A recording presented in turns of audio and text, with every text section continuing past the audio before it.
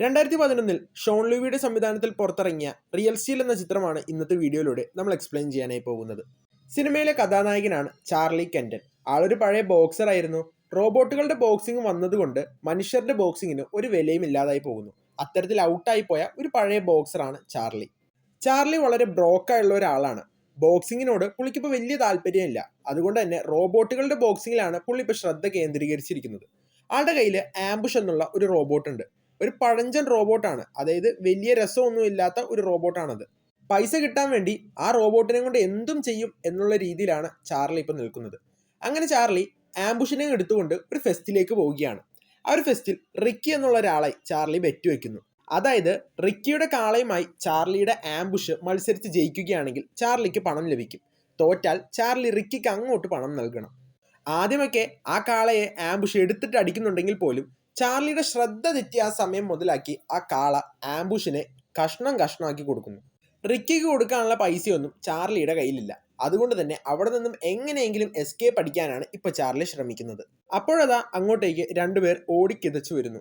അവർ ചാർലിയുടെ അടുത്ത് പറയുന്നു ചാർലിയുടെ ex girlfriend മരണപ്പെട്ടുവെന്നും ചാർലിയുടെ മകനായിട്ടുള്ള മാക്സിന്റെ അവകാശത്തെ സംബന്ധിച്ച് കുറച്ച് കാര്യങ്ങൾ ഡിസ്കസ് ചെയ്യാനുമുണ്ടെന്ന്. അതുകൊണ്ട് തന്നെ ചാർലി കോർട്ടിലേക്ക് പോകുന്നു. ചാർലിയുടെ മകനായിട്ടുള്ള മാക്സിന്റെ ആൻറ്റി ആയിട്ടുള്ള ഡെബ്ര പറയുന്നു, എനിക്ക് അത്യാവശ്യം വെൽത്ത് ഉണ്ട്, അതുകൊണ്ട് തന്നെ മാക്സിനെ ഏറ്റെടുക്കുന്നതിൽ എനിക്ക് ഒരു പ്രശ്നവുമില്ലെന്ന്. ആദ്യം അതിന് വിട്ടുകൊടുക്കാമെന്ന് ചാർലി വിചാരിച്ചെങ്കിൽ പോലും ചാർലി പിന്നീട് ഇത് പണം ലഭിക്കാനുള്ള ഒരു അവസരമായി മുതലാക്കുന്നു. $100,000 തന്നാൽ മാത്രമാണ് മാക്സിനെ വിട്ടു നൽകൂ എന്ന് ഡെബ്രയുടെ ഹസ്ബൻഡായിട്ടുള്ള മാർവിൻ്റെ അടുത്ത് ചാർലി പറയുന്നു.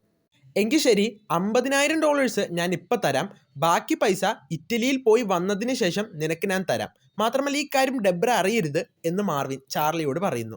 സോ ഇറ്റലിയിൽ പോകുന്ന ആ ഒരു കാലയളവിൽ മാക്സ് ചാർലിയുടെ ഒപ്പം ഉണ്ടാകും എന്ന് ചുരുക്കം. അങ്ങനെ മാർവിൻ്റെ കയ്യിൽ നിന്നും $50,000 മേടിച്ച് ചാർലി നേരെ പോകുന്നത് ടാലറ്റ് ജിം എന്ന് പറഞ്ഞിട്ടുള്ള ഒരു സ്ഥലത്തേക്കാണ്.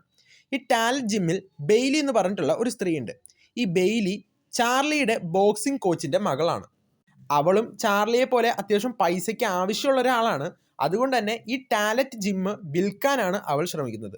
ഈ സമയം ചാർലി ഒരു റോബോട്ടിനെ ഓർഡർ ചെയ്തിട്ടുണ്ടായിരുന്നു. ആ ഒരു റോബോട്ട് ഇപ്പോൾ ആ സ്ഥലത്തേക്ക് വന്നിട്ടുമുണ്ടായിരുന്നു. റോബോട്ട് മാത്രമല്ല, മാക്സും അവിടെ എത്തുന്നു. മാക്സ് ചാർലിയോട് നല്ല രീതിക്ക് തന്നെ ചൂടാവുന്നു. കാരണം ചാർലി ഈ പണി ചെയ്തില്ലായിരുന്നെങ്കിൽ ഡെബ്രയോടൊപ്പവും മാർവിനോടൊപ്പവും ഇറ്റലിയിൽ അടിച്ചു പൊളിക്കേണ്ട മാക്സ് ആയിരുന്നു ഇപ്പോൾ ചാർലിയോടൊപ്പം ഇനി തെണ്ടി തിരിയാൻ പോകുന്നത്. അങ്ങനെ ചാർലി മാക്സിനെയും കൂട്ടി ആ ജിമ്മിൻ്റെ ഉള്ളിലേക്കായിരുന്നു. ബെയ്ലി അവിടെ ആ റോബോട്ടിനെ സെറ്റ് ചെയ്ത് വെച്ചിട്ടുണ്ടായിരുന്നു. ഇതാണ് നോയ്സി ബോയ് എന്ന റോബോട്ട്. നോയ്സി ബോയിനെ കണ്ടപ്പോൾ മാക്സിന് നന്നായി തന്നെ അത്ഭുതം വരുവാണ്. കാരണം മാക്സ് ഇത്തരത്തിൽ റോബോട്ട് ബോക്സിങ്ങിൻ്റെയൊക്കെ അത്യാവശ്യം വലിയൊരു ആരാധകനാണ്. അങ്ങനെ നോയ്സി ബോയിനെയും കൂട്ടിക്കൊണ്ട് ചാർലിയും മാക്സും അന്ന് രാത്രി തന്നെ അണ്ടർഗ്രൗണ്ടിൽ ഫൈറ്റ് ചെയ്യാൻ പോവുകയാണ്. അവർ ഫൈറ്റ് ചെയ്തതുമാകട്ടെ മൈഡാസ് എന്ന അവിടുത്തെ ഏറ്റവും ബെസ്റ്റ് റോബോട്ടുമായിട്ട്. നോയ്സി ബോയിനെ ഉപയോഗിച്ചുകൊണ്ട് ചാർലി നല്ല രീതിക്ക് തന്നെ ആദ്യമൊക്കെ ഫൈറ്റ് ചെയ്തായിരുന്നെങ്കിൽ തന്നെയും നോയ്സി ബോയുടെ മൂവ്മെൻറ്റ്സിനെ പറ്റി കറക്റ്റായി ധാരണയൊന്നും ഇല്ലാത്തതിനാൽ തന്നെ 8 നിലയിൽ നോയ്സി ബോയിനെ ഉപയോഗിച്ചുകൊണ്ട് ചാർലി അവിടെ പൊട്ടുന്നു. ആംബുഷിന് എന്താണോ പറ്റിയത് അത് തന്നെ നോയ്സി ബോയ്ക്കും പറ്റുന്നു. കയ്യിലൊറ്റ പൈസയില്ല, ഉള്ള റോബോട്ടും പോയി നിൽക്കുന്ന സമയത്താണ് ചാർലിയും മാക്സും ഒരു ജങ്ക്യാർഡിലേക്ക് ഒളിച്ചു കയറുന്നത്. ഇവിടെ ഈ റോബോട്ടിൻ്റെ വേസ്റ്റ് പാർട്സ്, അല്ലെങ്കിൽ എന്താ പറയുക, നമ്മൾ എന്തിരൻ സിനിമയിലൊക്കെ കണ്ടിട്ടുള്ളത് പോലെ ഒരു ജങ്ക്യാർഡ് പോലത്തെ ഒരു സ്ഥലമാണിത്. അവിടെ അവർ തങ്ങളുടെ റോബോട്ടിനെ ശരിയാക്കാൻ ഉപകാരപ്രദമായിട്ടുള്ള എന്തെങ്കിലും കിട്ടുമോ എന്ന് നോക്കിക്കൊണ്ടിരിക്കുന്ന സമയത്ത് മാക്സ് ഒരു കുഴിയിലേക്ക് വീഴുകയാണ്. ഊർന്ന് പോയി മാക്സ് അവസാനം എന്തിലോ ഒന്ന് തട്ടി പിടിച്ചു നിൽക്കുന്നു. ആ പിടിച്ചു നിന്നതാകട്ടെ ഒരു പഴയ ഒരു ജങ്ക് റോബോട്ടിൽ. പെട്ടെന്ന് തന്നെ ചാർലി അങ്ങോട്ടേക്ക് ഓടി വരികയാണ്. ശേഷം മാക്സിനെ അവിടെ നിന്നും പിടിച്ചെഴുന്നേൽപ്പിക്കുന്നു.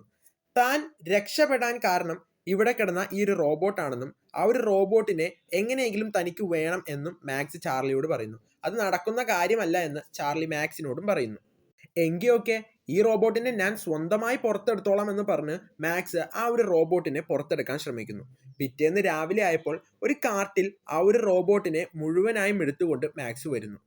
ആ ഒരു റോബോട്ടിനെ ആകട്ടെ നമ്മുടെ ബെയ്ലി അത്യാവശ്യം സെറ്റപ്പ് ആക്കി എടുക്കുന്നു. ഈ റോബോട്ടിൻ്റെ പേരാണ് ആറ്റം. ഈ റോബോട്ടിൻ്റെ ഒരു പ്രത്യേകതയുണ്ട്. അതായത് സാധാരണ റോബോട്ടുകൾ വോയിസ് റെക്കഗ്നിഷനിലാണ് വർക്ക് ചെയ്യുന്നത്. ഇതിന് നമ്മൾ എന്താണോ കാണിക്കുന്നത് അത് അതേപടി ചെയ്യാൻ സാധിക്കും. എന്നാൽ ഇതൊരു ജനറേഷൻ 2 റോബോട്ടാണെന്നും വെറും സ്പാറിങ്ങിന് വേണ്ടി ഉപയോഗിക്കുന്ന ഒരു റോബോട്ടാണ് ഇതെന്നൊക്കെ പറഞ്ഞുകൊണ്ട് ഇതിനെ ഫൈറ്റിന് കൊണ്ടുപോകാൻ ചാർലി സമ്മതിക്കുന്നില്ല.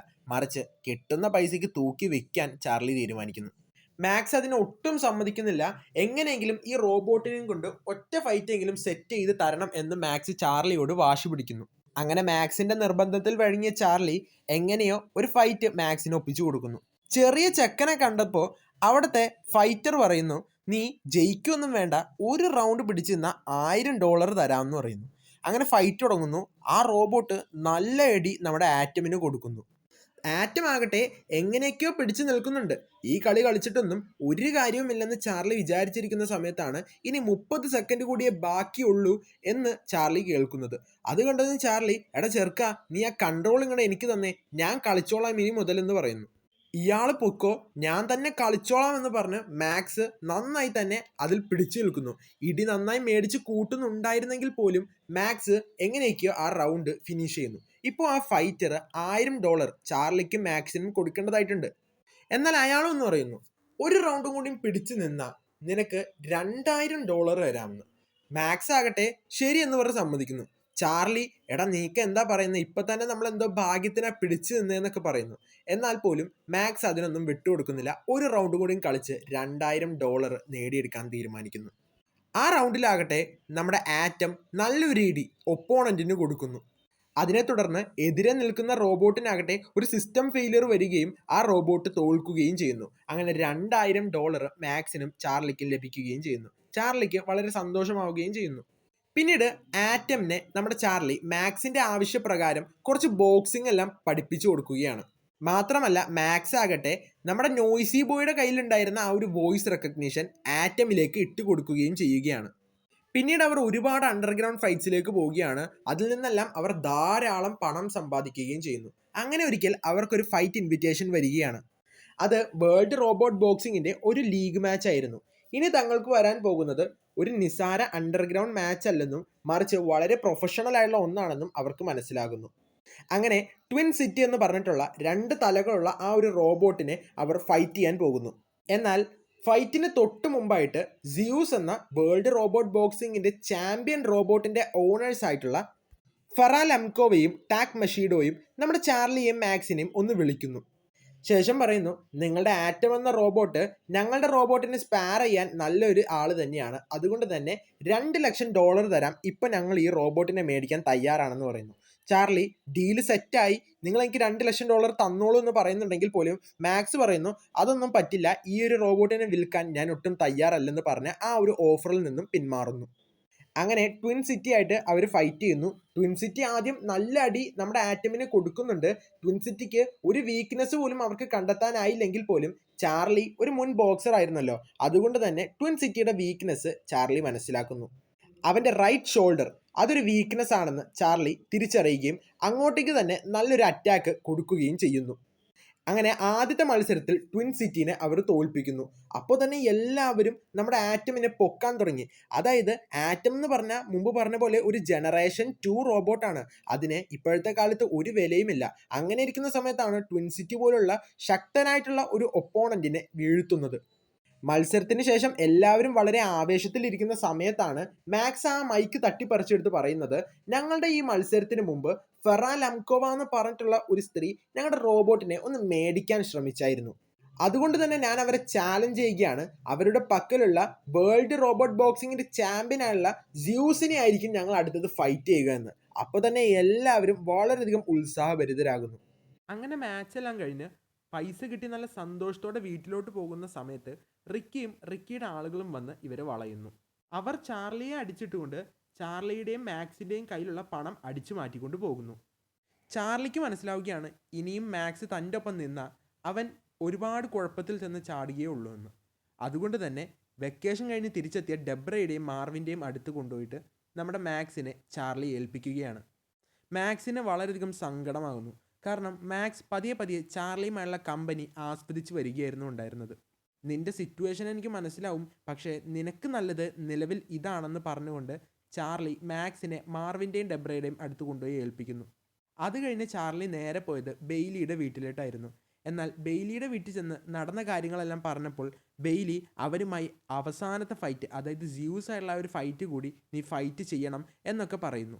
ഇത് കേട്ട ചാർലി ബെയ്ലി പറയുന്നത് ശരിയാണെന്ന് മനസ്സിലാക്കി മാക്സിനെ ഒരു ദിവസത്തേക്ക് കൂടെ കൂട്ടിക്കോട്ടെ എന്ന് ഡെബ്രയുടെ അടുത്തും മാർവിൻ്റെ അടുത്തും ചോദിക്കുന്നു.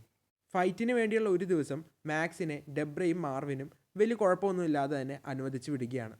അങ്ങനെ ഇവർ ഫൈറ്റിൻ്റെ സ്ഥലത്തെത്തുകയാണ്. സിയൂസും അതുപോലെ തന്നെ ആറ്റമും തമ്മിലുള്ള ഫൈറ്റ്. പതിയെ ഫൈറ്റും തുടങ്ങുന്നു. സിയൂസിനെ അറിയാലോ, സിയൂസ് എന്ന് പറഞ്ഞാൽ വേൾഡ് റോബോട്ട് ബോക്സിങ്ങിൻ്റെ ചാമ്പ്യനാണ്. അത്രയും വലിയൊരു റോബോട്ടാണ് വെറും ഒരു സ്പാരിങ് അല്ലെങ്കിൽ ട്രെയിനിങ് റോബോട്ടായിട്ട് ഇപ്പോൾ ഫൈറ്റ് ചെയ്യുന്നത്. അതുകൊണ്ട് തന്നെ ഫസ്റ്റ് റൗണ്ടിലൊക്കെ സിയൂസ് ആറ്റമിനെ അടിച്ച് ഉറക്കി വിടുകയായിരുന്നു. എന്നാൽ റൗണ്ടിൻ്റെ ബെല്ലടിച്ചത് കൊണ്ട് തന്നെ ആറ്റം തൽക്കാലത്തേക്ക് രക്ഷപ്പെടുന്നു. രണ്ടാമത്തെ റൗണ്ട് ആകട്ടെ സിയൂസ് ആറ്റമിനെ ഒരു ക്യാനൊക്കെ എടുത്ത് എറിയുന്നത് പോലെ ചുമ്മാ എടുത്ത് എറിയുകയായിരുന്നു. രണ്ടാമത്തെ റൗണ്ട് കഴിയാറായപ്പോഴേക്കും ആറ്റമിൻ്റെ വോയിസ് റെക്കഗ്നിഷൻ്റെ കാര്യത്തിൽ ഒരു തീരുമാനമായിരുന്നു. രണ്ടാമത്തെ റൗണ്ട് കഴിയുന്നു. മാക്സും ചാർലിയും നോയിസ് റെക്കഗ്നിഷൻ്റെ കാര്യം മനസ്സിലാക്കുന്നു. അതുകൊണ്ട് തന്നെ മാക്സ് പറയുകയാണ്, ചാർലി ഞാൻ ഇതിനെ ഷാഡോ മോഡിൽ ഇനേബിൾ ചെയ്യുകയാണ്, അതുകൊണ്ട് തന്നെ നീ ആയിരിക്കും ഇനി ഈ റോബോട്ടിന് എന്ത് ചെയ്യണം എന്ന് കാണിച്ചു കൊടുക്കുക. ഇത് കേട്ട ചാർലി അതൊന്നും പറ്റില്ല എന്ന് പറയുന്നുണ്ടെങ്കിൽ പോലും മാക്സിൻ്റെ നിർബന്ധത്തിൽ ചാർലി വഴങ്ങുന്നു. സോ ബേസിക്കലി ഇനി ചാർലി എന്തായിരിക്കുമോ ചെയ്യുക അത് തന്നെയായിരിക്കും ആറ്റം എന്ന ആ റോബോട്ടും ചെയ്യുക. അതായത് സിയൂസ് ഇനി മത്സരിക്കാൻ പോകുന്നത് ആറ്റമായിട്ടല്ല, പകരം ചാർലി കെൻറ്റനായിട്ട് തന്നെ. അങ്ങനെ അടുത്ത റൗണ്ട് തുടങ്ങുന്നു. സിയൂസ് നല്ല രീതിക്ക് തന്നെ അതിൻ്റെ എനർജി ഉപയോഗിച്ചുകൊണ്ട് ആറ്റമിനെതിരെ ഫൈറ്റ് ചെയ്യാൻ ശ്രമിക്കുന്നുണ്ട്. നമ്മുടെ ചാർലി ആകട്ടെ ഗാർഡ് പിടിച്ച് നിൽക്കുകയാണ്, ഇതുവരെയായിട്ടും അറ്റാക്ക് ഒന്നും ചെയ്യുന്നില്ല. ഇത് കണ്ട മാക്സ് ആകട്ടെ എന്തെങ്കിലും ഒന്ന് ചെയ്യുന്നൊക്കെ പറയുന്നു. ചാർലി ആകട്ടെ ഇപ്പോൾ സമയമായിട്ടില്ല എന്ന് പറഞ്ഞുകൊണ്ടിരിക്കുന്നു. അങ്ങനെ അറ്റ് സം പോയിന്റിൽ നമ്മുടെ സിയൂസ് ചെറുതായിട്ടൊന്ന് സ്ലോ ആവുകയാണ്. അപ്പോൾ നമ്മുടെ ചാർലി പറയുന്നു ഇപ്പം സമയമായിരുന്നു. പിന്നീട് അങ്ങോട്ട് ചാർലിയുടെ ഒരു സുപ്രീമസി ആയിരുന്നു നമുക്ക് കാണാൻ സാധിച്ചത്. സിയൂസ് എന്ന റോബോട്ടിനെ നന്നായി തന്നെ ആറ്റം എന്ന വെറും ഒരു ജനറേഷൻ 2 റോബോട്ട് അടിച്ചിടുന്ന കാഴ്ചയായിരുന്നു പിന്നീട് നമ്മൾ കണ്ടത്. ഇത് കണ്ട് നമ്മുടെ സിയൂസിൻ്റെ ഓണറായിട്ടുള്ള ടാക് മഷീഡോക്ക് നല്ല ദേഷ്യം വന്ന് അയാൾ സ്വന്തമായി തന്നെ ഈ സിയൂസിനെ കൺട്രോളൊക്കെ ചെയ്യാൻ ശ്രമിച്ചെങ്കിൽ പോലും ചാർലി എന്നുള്ള ഫോർമർ ബോക്സറിൻ്റെ മുന്നിൽ അയാൾ ഒന്നുമായില്ല. അങ്ങനെ അവസാനത്തെ റൗണ്ടിൽ ആറ്റം നന്നായി തന്നെ ഫൈറ്റ് ചെയ്യുന്നു. അവസാനം ബെല്ലടിക്കുന്നു. ബെല്ല് സിയൂസിനെയാണ് ഇത്തവണ രക്ഷിച്ചത്. ഇത്രയും റൗണ്ട് കഴിഞ്ഞിട്ടും ഒരു പ്രോപ്പർ വിന്നർ ഇല്ലാത്തത് കൊണ്ട് തന്നെ ജഡ്ജസിൻ്റെ തീരുമാനമാണ് എടുക്കുന്നത്. ജഡ്ജസിൻ്റെ തീരുമാനം നോക്കിയപ്പോൾ ചെറിയ പോയിന്റിൽ സിയൂസ് ആയിരുന്നു ആ ഫൈറ്റിൽ ജയിച്ചത്. എന്നാൽ ആളുകളെല്ലാം ആറ്റത്തിൻ്റെ സപ്പോർട്ടേഴ്സായി മാറിക്കഴിഞ്ഞിരുന്നു. ആരാണ് വിന്നർ എന്ന റിസൾട്ട് പ്രഖ്യാപിച്ചെങ്കിൽ പോലും എല്ലാവരും ആർത്ത് വിളിക്കുന്നത് ആറ്റത്തിൻ്റെ പേര് തന്നെയാണ്. സോ ഇങ്ങനത്തെ ഒരു ഹാപ്പി എൻഡിങ് കാണിച്ചുകൊണ്ടാണ് ഈ ഒരു സിനിമ തീരുന്നത്. ഈ സിനിമയുടെ ഫൈറ്റ് സീൻസ് എല്ലാം തന്നെ എടുത്ത് പറയേണ്ട കാര്യം തന്നെയാണ്. അതൊരു രക്ഷയുമില്ലാത്തത് തന്നെയായിരുന്നു. സോ ഇതാണ് റിയൽ സ്റ്റീൽ എന്ന് പറഞ്ഞിട്ടുള്ള മൂവിയുടെ ഒരു ഷോർട്ട് സമ്മറി എന്നൊക്കെ വേണമെങ്കിൽ നമുക്ക് പറയാം. കൂടുതൽ വീഡിയോസുമായി പിന്നെ കാണാം. അതുവരെയും ഗുഡ് ബൈ.